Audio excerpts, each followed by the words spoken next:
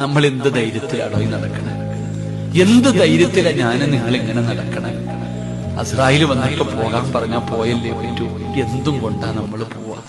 കുറെ പണമുണ്ട്, കുറെ പണമുണ്ട്. നിന്റെ ഉപ്പ പോയപ്പോ ഒന്നും കൊണ്ടുപോയില്ലല്ലോ.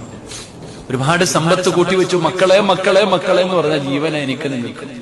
എന്റെ പൊന്നു വാപ്പ, നീ മരിച്ച കുളിപ്പിക്കാൻ പോലും അവൻ അറിയില്ലടോ.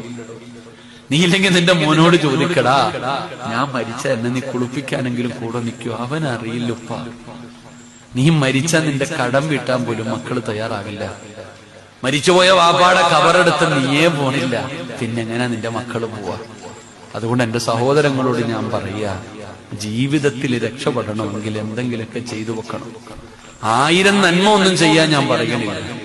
നമ്മളെ കൊണ്ട് ഒരു നന്മയെങ്കിലും, ഒരു നല്ല കാര്യം ചെയ്തു വെച്ചാൽ രക്ഷപ്പെടുവോ? അള്ളാഹു നമുക്ക് നല്ല മരണം തരുമാറാകട്ടെ.